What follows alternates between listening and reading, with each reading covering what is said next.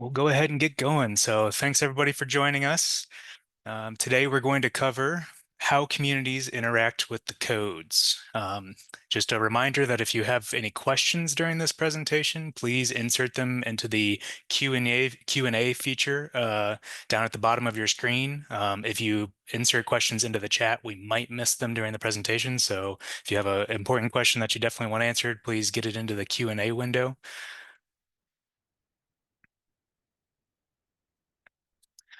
My name is Robert Schlorf. I'm an energy engineer here at CDAC, and I'm joined by my colleague Ryan Siegel, a senior energy engineer here at CDAC.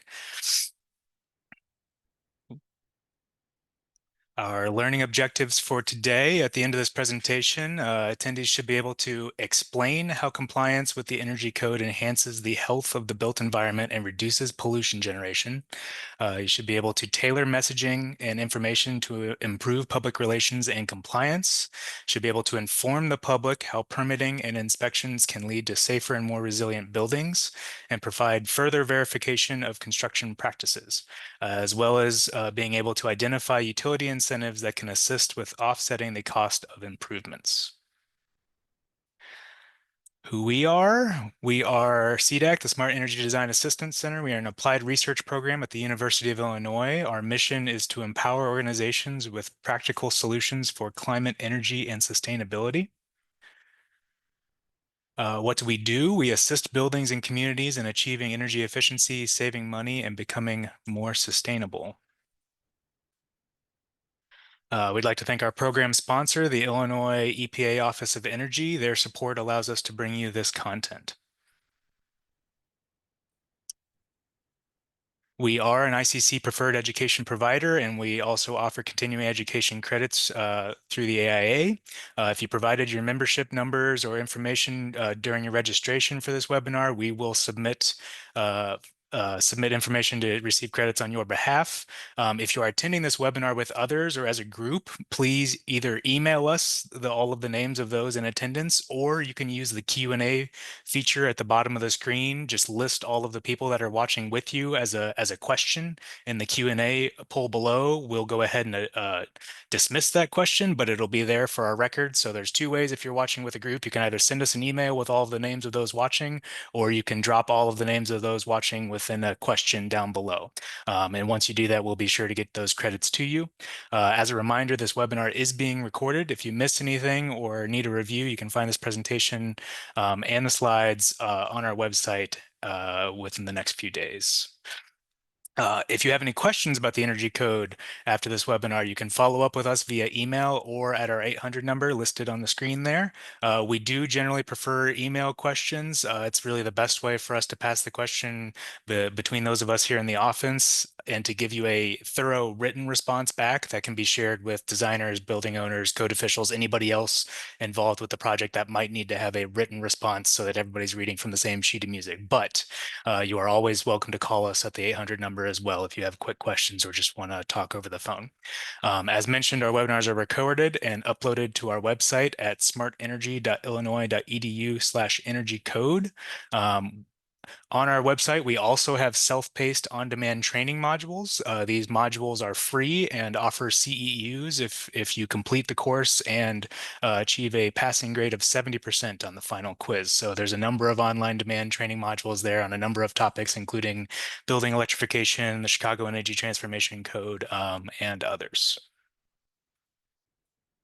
So today we are talking about how communities interact with the codes. You can see we've just finished up our last presentation on the Illinois Stretch Code benefits adoption and implementation. And then in February, we'll be looking at presentation, an in-person presentation reviewing performance reports. Another quick note on the Illinois Stretch Code there, that the Illinois Stretch Energy Code is now available for purchase on the ICC website, and that a free digital version will be coming out sometime in mid-January to be available on the ICC site. All right. So in terms of the Illinois Energy Code, The Illinois Joint Committee of Administrative Rules, JCAR, approved the 2021 IECC as the base code, along with proposed amendments in their November 23rd, 2023 meeting. This code went into effect January 1st of 2024. Any building permits applied for on or after this date must follow the 2021 IECC as the energy code. Permits applied for before this date must follow the 2018 IECC, both of those with Illinois amendments. So please be aware that the code version used for designs is based on the permit application date and not the start of design date or any other date. It is on that permit application date. That's how you determine which code applies. Accessing the Illinois Energy Conservation Code can be done through the ICC Safe website. We have a screenshot of it up there on the screen. You can see there's a table of contents along the left-hand side. In our office, we find this to be one of the easiest and most accessible ways to get into the code content. It's really easy to navigate. There's a search feature. You can also copy some of the text from the code. You can bookmark sections. So this is a really easy way to get into the code without having to have a physical book. Similarly, the Chicago Energy Transformation Code is also available for free on the ICC website. It will have similar layout with table of contents along the left-hand side and similar features that I just described for the state energy code. So if you're in the Chicago area and are interested in the energy code for Chicago, that is also available for free on the ICC site. I believe we've got our first poll question here before we get into the content. All right. And our poll questions today are more information gathering rather than testing questions. So please just go ahead and answer and help us gather a little bit of information about the state and all of you. So the first question is, what is your profession? Code official, design professional, so architect, engineer, etc., contractor or handy person, or other? And then our second question, how familiar are you with the Illinois Energy Conservation Code? Options there, I know it exists. I've looked through it, but have difficulty navigating it. I'm familiar with the code, but know there's more to learn, or I'm a pro at navigating and understanding the code. We'll give a minute here to let some more responses come through. We did have a question come in regarding any open source or online software for contractors to use to calculate and show compliance with the IECC for permitting and review processes. Perhaps the two most common that I'm aware of out there would be ComCheck and ResCheck for commercial and residential respectively. Those are free softwares put out by the Department of Energy. They are an online web-based software. They don't automatically, just by filling it in and generating the report, that doesn't automatically provide compliance, but it does provide a lot of the calculations, particularly for the envelope to verify compliance. Recognizing a code does have several attributes listed in Chapter 1 regarding what needs to be in the design documents. One of the best practices that we have identified is perhaps to generate a little list of here's what the code is calling for, and here is where in the design documents to find it, and turn that in with the submittal. That makes plan review go nice and easy, generally speaking. Mm-hmm. All right, I'm going to go ahead and end the poll here. Share the results. So it looks like we've got a fairly even mix of code officials and other design professionals, as well as a good chunk of others that actually make up the majority of you. And then it looks like most of you are saying that you have a little bit more to learn, which is great because we're going to keep talking about the codes for the next 50 minutes here or so. I'm going to go ahead and hand it off to Ryan to take us into the next section. Well, thank you, Robert. So today's presentation, it's going to be a little bit different than our traditional code presentations. Recognizing this is going to be a little bit more general and more about the parties and perspectives involved in projects and construction. So this is going to be a much bigger picture presentation than the specific provisions.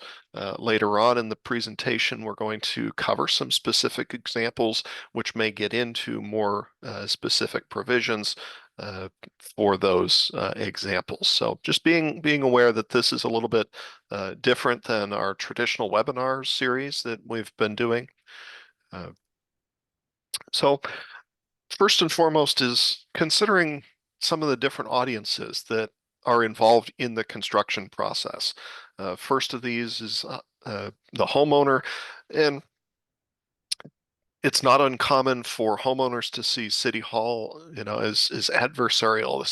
This is government intervention in my life and things such as that. And it's uh, with a lot of Instagram and TikTok and other social medias out there and TV, homeowners are exposed to a lot of different ideas. And they may seem very cool at the time.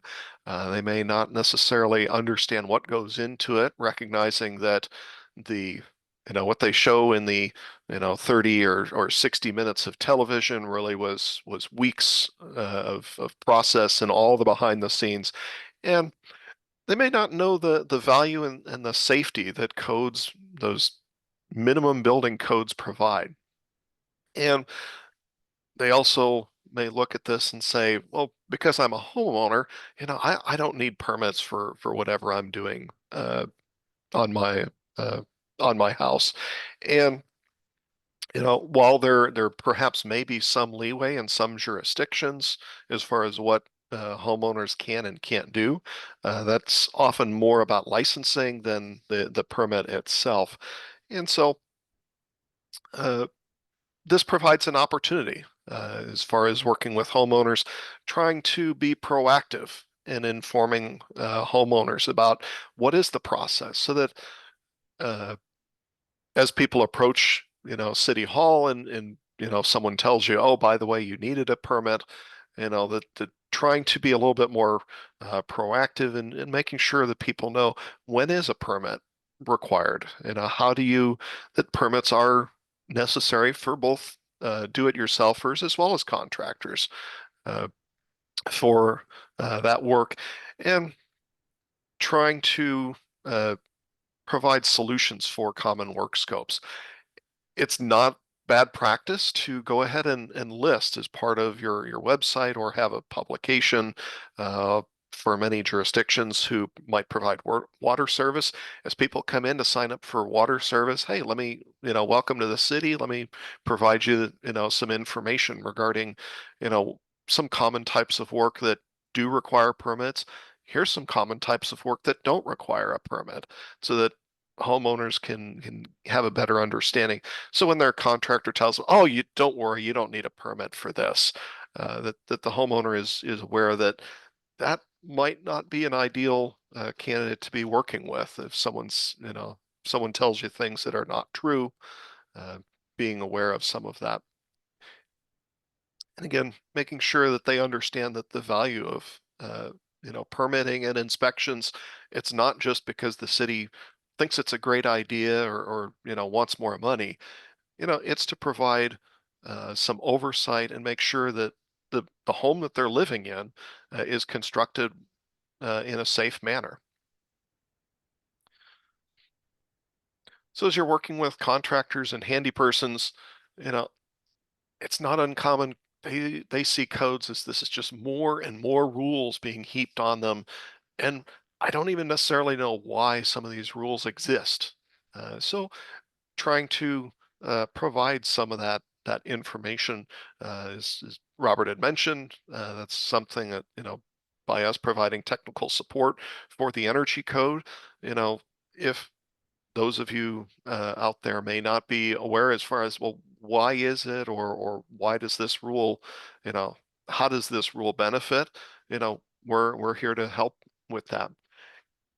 And we can also appreciate that because contractors and handy persons often work across jurisdictions, not only do we have the people who uh, might pass the ordinances to say, yes, this is required to uh, use such and such a code, but they're not the ones that have to actually go out into the field and implement that. There can be some tension there. And so not only that, but then you have they're working in many different jurisdictions. I know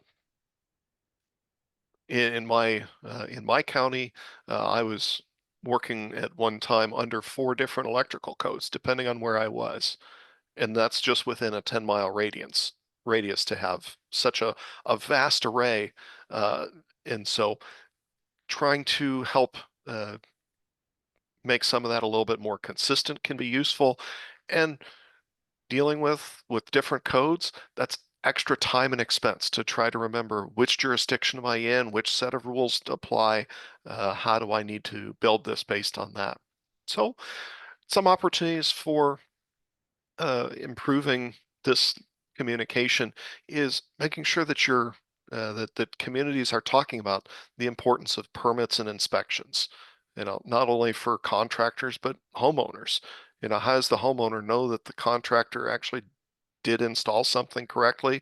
Is it just, am I going to just take my contractor's word, or was there someone else involved that looked and said, okay, yeah, that passes muster? Uh, and one thing to perhaps emphasize to contractors and handy persons is that inspections can reduce your liability, and in particular, avoid callbacks.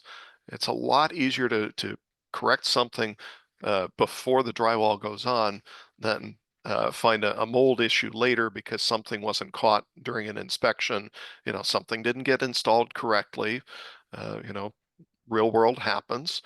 And so having that callback can be very expensive and time consuming for the contractor.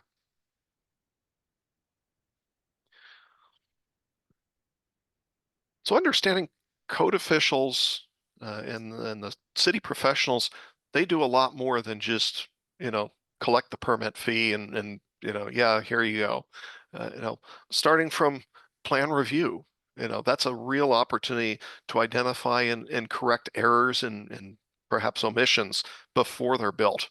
Because once something is built, it's a lot harder to go back and change that. Um, which again, time and cost for that. So, inspections provide a layer of protection for the contractors and the building owners. You're that independent set of eyes uh, for the project. Sometimes as we live in spaces, we don't necessarily realize or recognize when something isn't right until someone else from the outside comes in and says, that doesn't look right. And you realize, oh my gosh, I've been living with that for some time and didn't even pick up on, oh yeah, that's not right to have that. So something to be aware of is you know anytime we're writing things up, we need to make sure that we're citing, what is the specific issue and where's that calling for in the code, in trying to avoid, providing opinion and, yeah, here's how you should do that recommendation, especially for code officials, because that can easily come across as, well, I don't know why, but the city is making me do it this particular way, rather than just saying it has to comply with this code rule. This can provide for some innovation in the construction industry as well, rather than saying this is the way that must be done, by saying it needs to it needs to provide this functionality. That can cause some innovation to occur in the construction industry, and try to avoid the because I said so. That's never a good answer. That is something for those of you that have used our technical support. This perhaps will be very familiar to you. We try to always cite, here is what the code rule is saying. If we do have any opinions and recommendations, that is listed separately from, here is the code rule for that. So part of this is recognizing that the intent of the code is focused on the useful life of a building. This is not focusing on what's cheapest first cost, or what is going to be, what's going to save the most carbon over the life of a building, or the societal benefits of a whole. It's focused on the building itself and looking at what's the uh, effective use and conservation of energy over the useful life of that building. So, this is also recognizing that with improved codes oftentimes leads to perhaps more durable or more resilient buildings. This is also the difference between, affordable housing and affordable living. You know, affordable housing often looks at just a single cost, such as what's the rent or what's the mortgage, whereas affordable living takes a holistic perspective. You know, it includes things like what's the cost to heat and cool, transportation, affordable living encompasses a whole bunch of different things. A mobile home can often be affordable housing since it has fairly low rent associated with it. But getting a $500 utility bill every month is not generally considered uh, affordable living for most people. So being cognizant of that. The codes do increase costs, but there are increased benefits with that. You know, and often we focus on the cost because that's often easily measurable. And so, trying to address this energy burden, uh, as one can imagine, spending upwards of 10% or more just on the utility costs, you know, is going to be a struggle for many people, particularly when you add rent and or mortgage that could often be 30% or more. So just utilities and your rent could easily be approaching 50% of a household's income. Uh, and so on top of that, two additional items that are not often as recognized by people because it's not something that they see every month is the safety and resiliency of that. So here understanding that we're looking at, the codes are trying to avoid things such as having mold growing in buildings and improving that indoor air quality. We pay the utility bill every month, but we live in these buildings every single day. And with the increasing change in weathers, are buildings more resilient to utility disruptions? How long can a building be livable following a utility outage or a utility disruption? Does it become uninhabitable, within hours, or can it go day or more than a day uh, in a disruption for that? Especially with winter weather coming. Hopefully we don't get any ice storms here. So part of this is recognizing minimum building standards are just that, minimum for that, and checking the enforcement and inspection is providing that independent verification of installation. You can use the right products and not put them in well. As we see here on the left-hand side of the screen, that's a very good insulation job, a lot of air sealing. We got air foam for air sealing. We got the insulation is filling the whole cavity. And then we also see one where in the middle, the insulation wasn't really installed very well. And in the third picture here, it was actually installed backwards with the vapor control layer on the outside. So this is the type of opportunities where inspections can be beneficial. Hopefully contractors aren't installing insulation backwards, but again, just having that independent set of eyes look at something and say, well, wait a minute. Um, so when talking to folks, one of the first things is to identify who am I talking to? What is an audience? So, uh, one tool to identify an audience is using the Illinois EPA's EJ Start Map. So this identifies areas that have either high proportion of minority and or low income communities. And so these are two communities or two populations that experience struggles at a higher rate of living costs and often worse living conditions. And so by identifying these communities that can help tailor a message to that specific audience to avoid creating things with an overly generalized audience that ends up being useful to no one.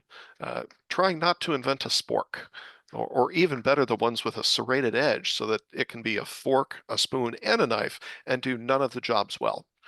Uh, so also recognizing that work in these areas are often on existing buildings. And so existing buildings, as we'll touch on in a little bit, this is where a lot of people struggle with how do I manage code compliance with that. So being aware of that and being able to tailor that message.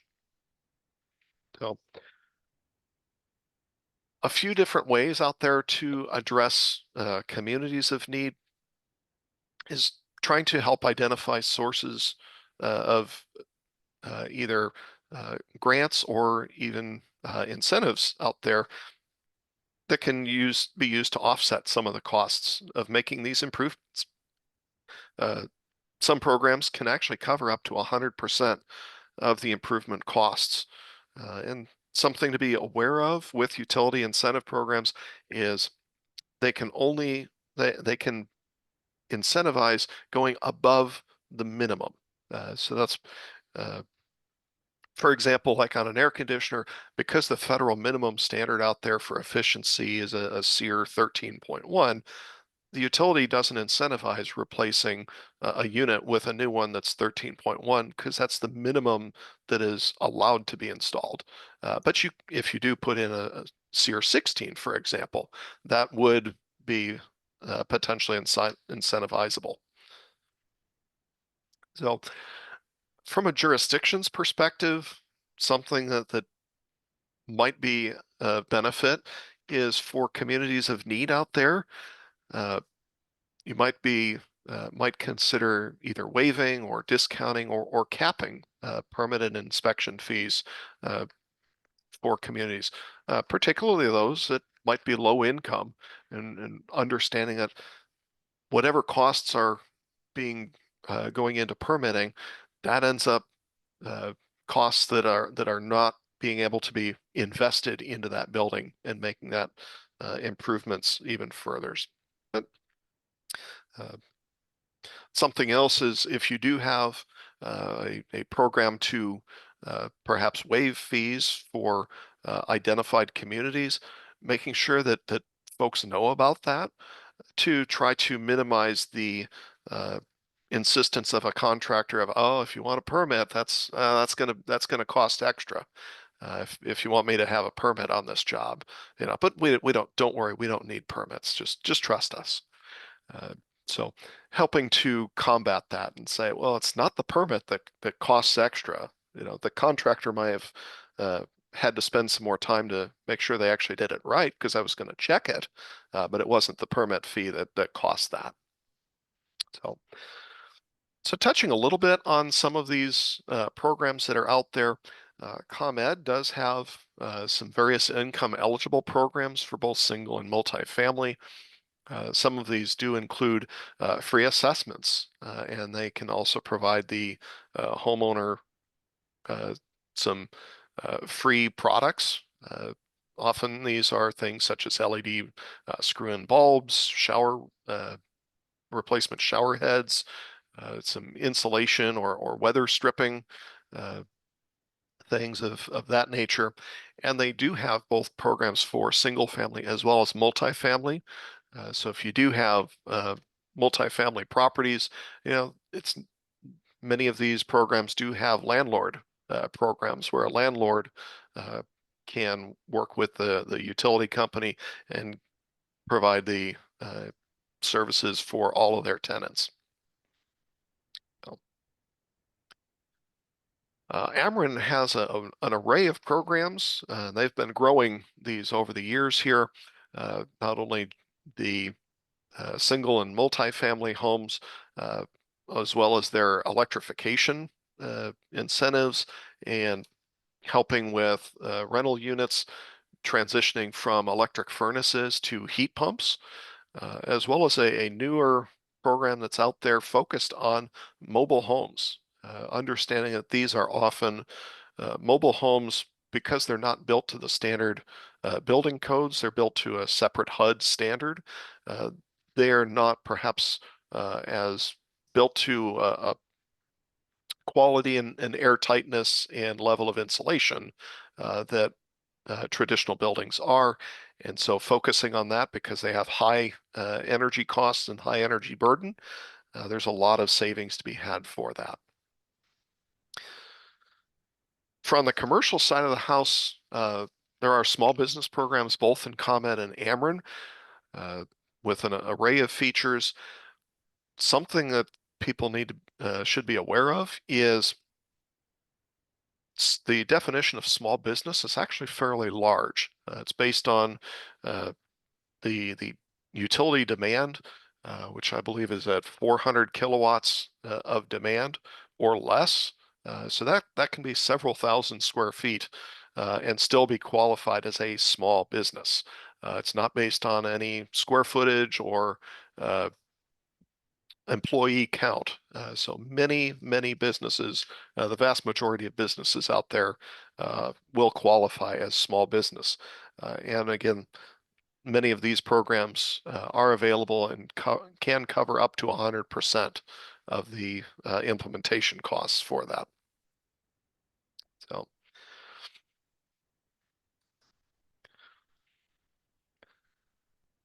So, part of developing good relationships is trying to have that proactive outreach and making sure that we're not waiting for uh, the residents of the city to come in to talk to City Hall, because most people don't like to approach City Hall, but trying to have a good interaction and doing that outreach, letting owners know as far as what work types of work that require permits, and get to know people before a relationship becomes adversarial. Another opportunity for contractors and handy persons is cultivate relationships with the supply houses. Before you run into a problem, be their resource to help them along and help solve problems rather than just create it for them. So with that, if we've got another poll here.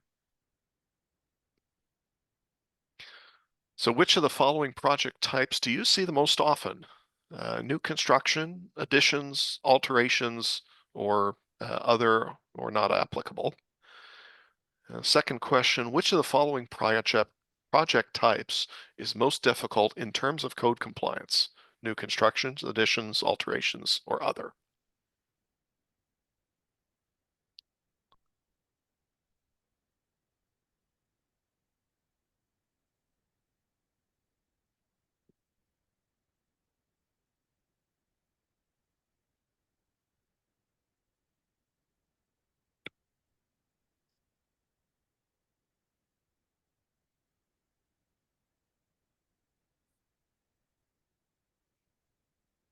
And the last couple of responses coming in here.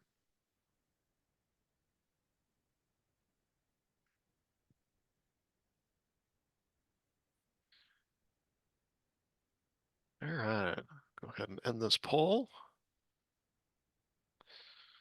All right. Okay, so looks like the majority of you see most often alterations. That makes sense, as we have many more existing buildings than we do new construction, but a fair number of you do new constructions. That's good to see. And where are the most difficult in terms of code compliance? Very strong in the alteration section. That kind of makes a lot of sense for that. So with that, I'm going to turn it over to Robert, and he's going to touch on existing buildings. So talk about some of the ways and methods for that. All right, thank you, Ryan. Yes, so we're going to continue on the conversation here, talking about existing buildings, which as we've kind of touched on already, some communities have more existing buildings than others, but there are requirements for existing building projects within the building codes. Part of the reason for this is that we want our buildings to increase in health and safety and performance whenever we have the opportunity. So if a project is occurring in an existing building, that's an opportunity to make sure that we make some improvements rather than keeping the status quo or worse, letting the building degrade. So this is why the codes have requirements for existing buildings, is to make sure that we are continuing to use those buildings and that those buildings can continue to serve their communities without a need for constantly building new buildings. We're not talking about this in depth today, but existing buildings have already paid their carbon debt. The materials used to build them are already there. They're already where they need to be. It is already a building. Comparing that to new construction, there is a pretty heavy carbon footprint associated with new construction in comparison. So let's dive in a little bit deeper here. And when we're talking about Chapter 5 of the Energy Code, it separates projects in existing buildings into four primary categories: additions, alterations, repair, or change of occupancy projects. So each of these has different requirements listed within Chapter 5 of the Energy Code. Um, and each of these types of projects is also somewhat defined within the energy code. So when we're talking about a addition, we're talking about conditioned space is being added onto the structure. So a sunroom is being added, or maybe a second story is being added onto an existing home, but we are adding more conditioned space onto an existing structure. Alterations, that's when a building component or a system is being altered. So we're pulling out the existing furnace and putting in a new furnace. We're changing the exterior siding and adding additional insulation while we do that. Adding roof insulation or attic insulation. Those are the type of things that we're talking about. Changing out windows is another big alteration. So those are all alterations where you're changing portions of the existing building, but you're not adding onto it in significant ways to where there's additional conditioned space. Repairs are defined, and we'll talk about this a little bit further on, but as the purpose of maintenance or to correct damage. So generally repairs return buildings to their pre-damaged state rather than in some altered state. So repairs are really just to put the building back into operation. And then change of occupancy projects are generally converting a space from one occupancy group to another. So potentially going from group B, business occupancy, into a group R, residential occupancy, or even going from unconditioned space into conditioned space. Those type of projects are making some fairly significant changes in how that building is being used and the energy use within that space and building. So the code steps in there to say, okay, we're making some pretty big changes. Let's go through the code and just double check and make sure that everything makes sense and that everything is to code. All right. Moving on here. So let's take a little bit of a look at insulation levels within the code since 2006. And so this slide here is basically to represent that over the past 20 years, insulation requirements have really increased quite a bit. And there's an increasing trend towards continuous insulation, especially for new construction, that we're really trying to push new construction towards that continuous insulation, getting insulation on the outboard of the structure. And as we have shown there in the table, if you go all the way to the right-hand side, we're showing that for climate zone 4, there's been roughly a 50% improvement in insulation levels since 2006 when compared to the 21 and 2024 codes. Both the 21 and the 24 codes have similar insulation levels. And then when we look at climate zone 5, there's roughly a 25% improvement in insulation levels. So this is associated with a decrease in energy use. So when we look at the reduction in energy use since 2006, there's been roughly a 37 or 40% reduction in energy use under the 21 code as compared to the 2006 code. So we're not just adding this insulation for no reason. This insulation has a very clear point to it. The point is to better control the transfer of heat through from exterior to interior, interior to exterior. So this added insulation is giving us increased control over the temperatures within our conditioned spaces. You can see here on the slide that we're also showing U factors. The code is really leaning a little bit more on U factors in the most recent additions. The U factors provide more flexibility than the prescriptive R values. The prescriptive R values basically say you have a cavity. So if I'm looking at the 2009 code, it says you need to have R13 in that cavity, and that's what the prescriptive R value is. Whereas the U factor of 0.082 for that 2009 code, that is taking into account more than the insulation within the cavity alone, is taking into account the entire assembly. So this designers can choose to go to comply with the U factor requirements if they want to use a less conventional assembly, putting insulation in maybe two locations, continuous insulation assemblies, something along those lines where they don't want to comply specifically with the prescriptive requirements for whatever design reasons. They do have the option to use that U factor compliance method. However, those two values, the performance there, the code is setting the R value performance roughly equivalent to the U factor performance. So either going down either path is going to get you similar results. So what we're seeing here is that both of those pathways have been improved over the past 20 or so years.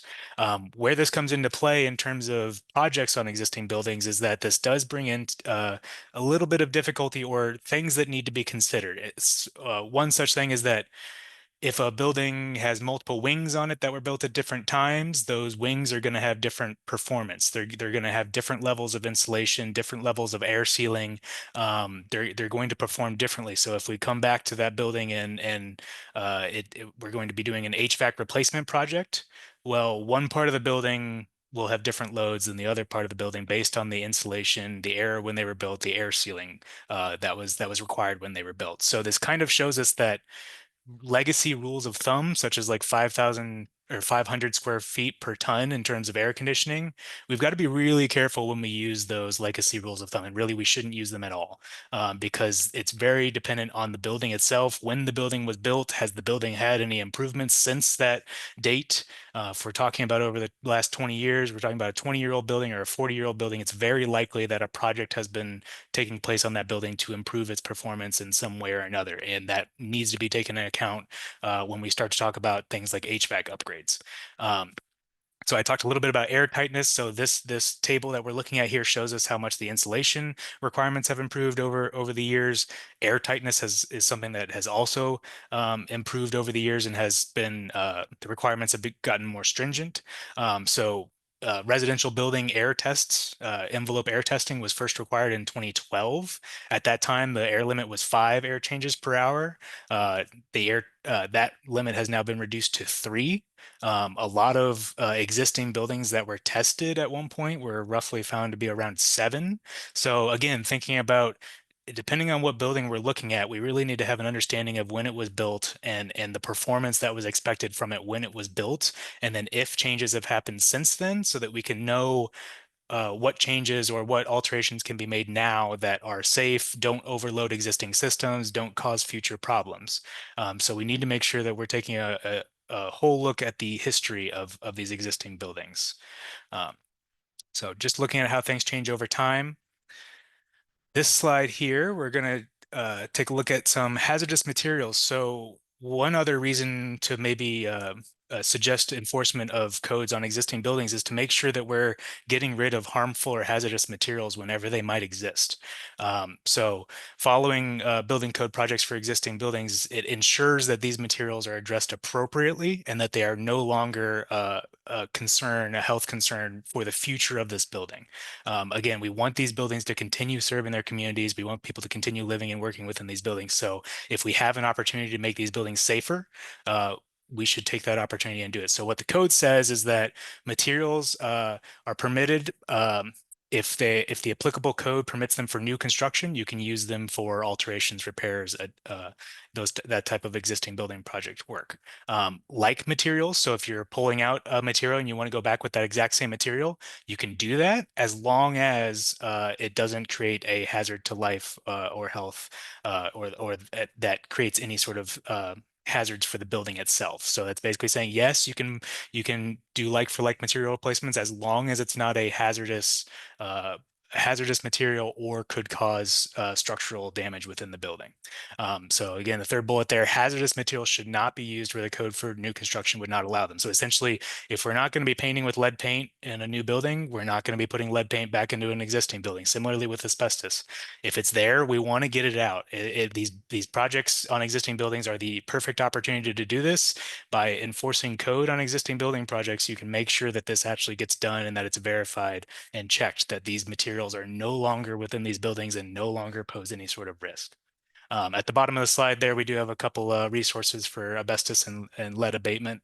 Remember that these slides will be available afterwards, so you don't need to worry about writing down those links.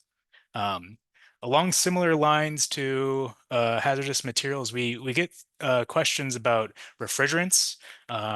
Some people call in and say, I thought that the R410A and R12 have been banned and you can't use them anymore. That's not necessarily true. What is true is that these refrigerants and some others in their families are not banned from use, but we can no longer manufacture them. So what this means is that the cost of using them will rise over time as we're not putting any new R410A into the market. They can continue to be used for repairs, however.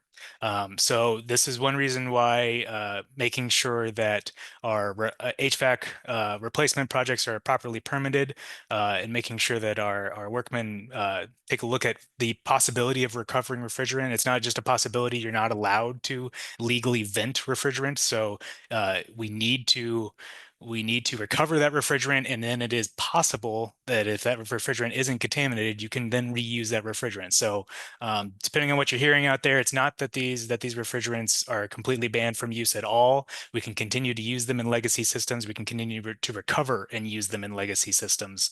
But this is another instance of where having some sort of code oversight could be helpful to ensure that we're handling refrigerants properly and using them as long as we possibly can. Moving on to maintenance of existing buildings. So kind of to quickly summarize this slide, buildings should be maintained in a self and sanitary condition that complies with the energy code under which they were constructed. So maintenance work is not required to comply with more modern codes. So if you're going in just to perform maintenance on something, you don't have to then all of a sudden comply with the 2021 code. Maintenance can be performed under the code that the building was built under. So another way to look at this would be that, ensuring adoption and enforcement of energy codes for existing buildings will not put more burden on building maintenance because building maintenance is not subject to requirements within the energy code other than complying with the code that the building was built by. So that is one thing to remember, that energy code's not going to put onerous requirements just on building maintenance. So performance can't be reduced. That's one of the big things. Even with insulation, HVAC systems, all of that, we don't want our performance of existing buildings to be reduced. We want it to be either increased or maintained. Also, maintenance requirements aren't going to make you pull out anything that was already required by the energy code. And then, right, as I said, maintenance is not going to require current systems to be brought up to the current code if they're not being altered. All right, so the difference between an alteration and repair. So when is new work considered an alteration versus a repair? Is there a percent of area equipment requirement? Well, within the 21 IECC, repair is defined as the reconstruction or renewal of any part of an existing building for the purpose of its maintenance or to correct damage. So there is no percentage of area or percentage of equipment requirement. It is simply looking at purpose of maintenance or to correct damage. So this is again putting the building back into working order from whatever may have happened to take it out of working order. Um, so it may be a good idea for jurisdictions to think about implementing a percentage requirement. So say if you're touching 50% of a room, repairing 50% of a room, repairing 50% of a system, then some additional energy code requirements get kicked in. If we think about this in an extreme event, a building fire that takes out 80 to 90% of the building, it wouldn't necessarily be prudent to just build that building back to exactly what it was when we have the opportunity to build it better and to ensure that its performance is increased over what it was when it was first built. So that's something for jurisdiction to potentially think about in terms of enforcing codes for existing buildings. Is maybe you do want to add a little bit of your own clarity here in terms of what is an alteration versus a repair. But really it's thinking about, are we putting the building back into service? Are we changing anything? Is the look changing? Is the appearance changing? Is the function changing? Or are we just correcting damage? All right, HVAC replacement. So I touched on this a little bit above, but enforcing energy code requirements for existing buildings does include equipment sizing for HVAC systems. In our work here at CDAC, we run across the vast majority of systems that we run across are oversized systems. So if we're thinking about ensuring that our existing buildings can maintain comfort, efficiently maintain comfort, ensuring that the HVAC systems that are installed as replacement systems are properly sized is really, really important. So we're talking about doing manual J, manual S calculations, manual D calculations. All of these are incredibly important in terms of determining the actual size that an HVAC system needs to be to serve the building. As I mentioned earlier with the slide talking about insulation changes, so our buildings may have been improved over time. If it's a 50, 60-year-old building, there's likely the chance that it's been improved over time. The HVAC system that was installed when it was originally built uh, is not going to be the HVAC system that it needs today if the roof has been re-insulated and the walls have been re-insulated. So enforcing codes for existing building projects and especially for HVAC replacements can go a long way in saving money in terms of uh, HVAC equipment size. So the larger equipment is always more expensive. So if you can reduce your load and get down to the next size, you're saving money just in terms of the equipment itself. And then also right-sized equipment functions properly, won't short cycle, will keep the buildings more comfortable. Um, rather than oversized equipment that could short cycle, and especially cooling equipment that short cycles has a really, really hard time dealing with high humidity. So the larger the system is, you just turn the thermostat down lower. That's not really going to do anything about the humidity. It's just going to make the system short cycle even more, and you're going to end up with a cold, clammy interior for your building. So this is a very one potential way that enforcing code requirements for existing buildings could have a really, really big impact on capital costs and operating costs for those existing buildings. We've got a note here in our little green call out to use appropriate design temperatures. So that website there gives you climatic conditions for different locations to help you size these systems. And it's really important to make sure that you've got the right location selected there and that you're not trying to design for Florida when we're here in Illinois. Very different climates, very different situations. All right, replacement windows. So similarly, this is another point where enforcing codes on existing buildings could have a really big impact. Windows are the weakest spots in the thermal envelope in terms of insulation performance or controlling heat flow. A window is never ever going to be as good as a solid wall is. So enforcing window permits for existing buildings could be a really, really good way to ensure that whenever windows are replaced in your jurisdiction, that better windows are being put back and that the building performance is being increased. And better windows have a significant improvement on the performance of a building, especially when combined with some simple air sealing methods, those type of things, because windows are a significant weak point. Windows have the performance for windows have been increased over time. And when we get these existing buildings that have 20, 30-year-old windows, it is very worthwhile to replace it with a better window. So this could be one reason to look at requiring window permits within existing building projects. Similarly, I'm going to kind of gloss over this one, but similarly, if you're doing an attic project, might as well go ahead and put the attic insulation in there and meet current code. It's not that difficult while you're up there doing it. So it's again another opportunity when we're touching these existing buildings. We want to make sure that we're leaving them better than they were before. So this is one way to look at that. What we have there on the screen are the maximum ceiling insulation allowed under the 2021 Illinois code. And I want to make a point here that you need to be careful about which code you're looking at because Illinois amended the residential ceiling insulation levels down from the base 2021 IECC. So be careful which code you're looking at there and don't shock yourself by going to the 2021 IECC and not realizing that Illinois made amendments there. Um, Similarly, for low slope roof replacements, a low slope roof typically lasts around 20 years, and then if you do a roof recover on that roofing surface, then the bottom roofing surface at the end of its life is roughly 40 years old. So we're talking about a building that's served 40 years at that point. Um, we need to go ahead and pull that roof up, pull up the two room membranes and re-insulate and bring that insulation up to the current code because we're talking about 40 years of code improvements. And if we go back to my slide about insulation improvements, that's a lot of improvement over that amount of time. So this is a really great opportunity for these low slope roofs to have their performance vastly increased. There is an exception. There is a code has a provision for tapered insulation that allows you to average the insulation depth across the roof surface to comply with the code requirements. So if you're using tapered insulation, look for that provision within the code. And then Illinois has amended has added an exception to C503 that provides relief for projects where there's just technical infeasibility of adding additional insulation to the current code level. If you can't meet that current code level because of equipment heights or parapet heights or something like that, there's an exception within the code there that allows for a design professional to document those limitations, and then your project can proceed adding as much insulation as possible while still not meeting current code levels. Okay, at this point, we're going to go ahead and launch our last poll. All right, so first question here, if you are involved in existing building projects, which compliance path is most often used? Prescriptive compliance, potentially including ResCheck or ComCheck, or performance-based compliance?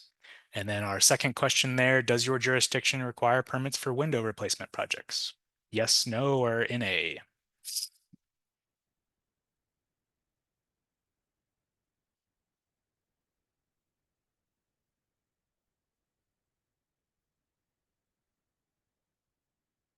All right. Let a couple more come in, and then for the sake of time, we'll go ahead and end the poll now. Share results. So it looks like for question one, the majority of you have existing building projects that that comply with prescriptive compliance methods. And then it looks like down below, we've got more yeses for window permits than nos, but a pretty good chunk of nos as well.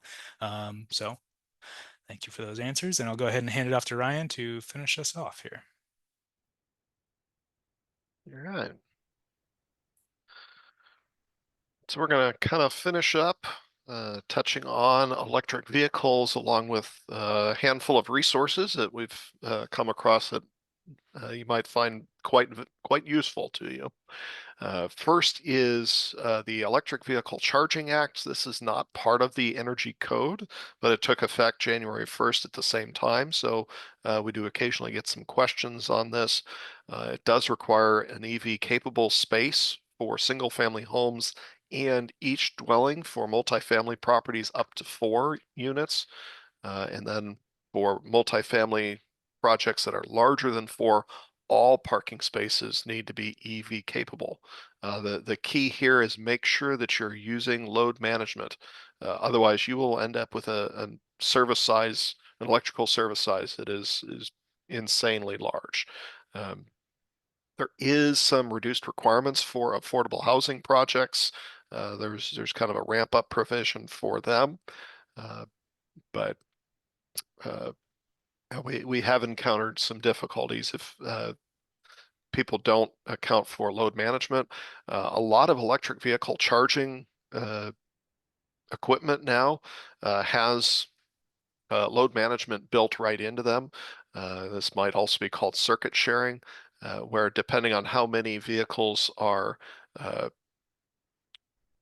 plugged in and requesting the grid for a charge, they will actually balance that load across that so that you can bring one circuit out, and then the chargers will divide it amongst themselves within the system. So have encountered some where up to 6 chargers can share a single 50 amp circuit. So being aware that that capability is out there, it is readily available, and make sure that you plan for that.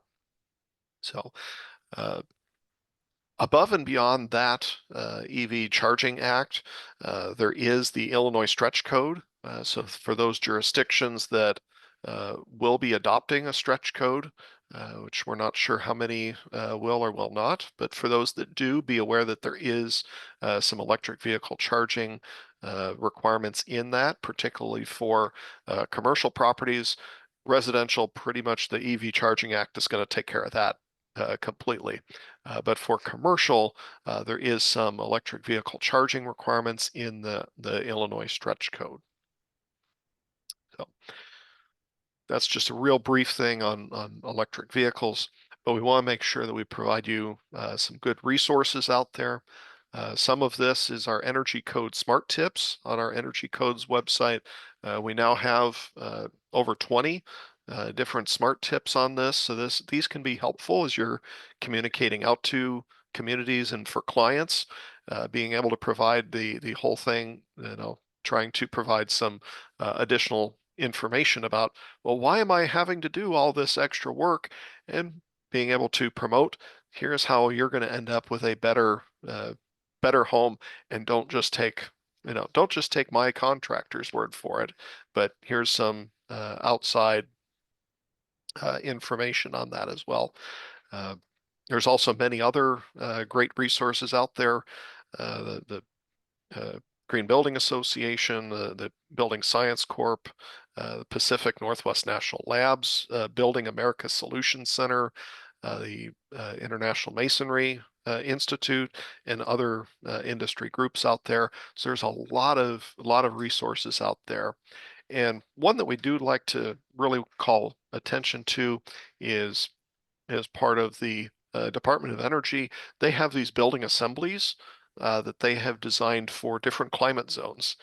So you can pull up in climate zone 4A or 5A, and they will give you, here is several different means and methods to achieve good building assemblies for that.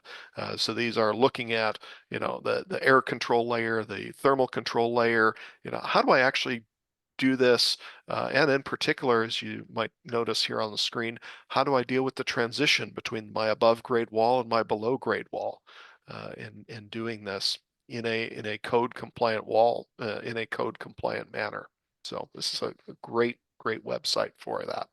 So one other thing I do want to mention before we go is CDAC is looking to hire for another energy code trainer. We are looking to expand our team.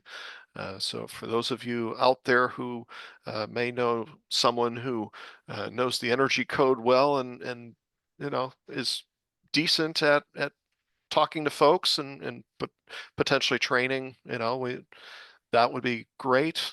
Please feel free to send them our way. If you need the specific link, go ahead and email us energycode@illinois.edu, and we can help direct you to the specific link.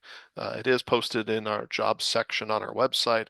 Or similarly, if you know someone who is a great trainer, but they might need to be trained and brought up to speed as far as the energy code, that's great too, because we realize energy code trainer is a fairly niche uh, uh, subject area. So being aware of that. But yeah, so if you do know of folks, and this is December of 2024 today. We did get a Yeah, I'm trying to look that yep, up real quick to see if I can find an answer there. yeah, And then I did notice that Larry Robbins in the comments noticed when I flipped through that attic insulation picture real quick that that was some vermiculite in that picture. So if I was going to expand on that a little bit more, there are also opportunities to get insulation such as vermiculite out of the attic and replace it with something different, something new. So yes, good eye there, Larry. yep. So if you do have any other questions, you do need technical support, again, feel free to reach out to us, energycode@illinois.edu, or you can get us at our 800 number if you just have a quick question, 800-214-7954. Uh, I don't, Kevin, I'm looking at the website now for the wall assemblies. I don't see any information in here about UL design ratings. Um, it could just be the ones that I'm looking at, but I don't believe that that information is included within this resource. good thing to be aware of. We do not want Yes. assemblies that are Right. So there's hazardous. additional verification there, but at least that gets you on the right track in terms of energy code compliance. Yep.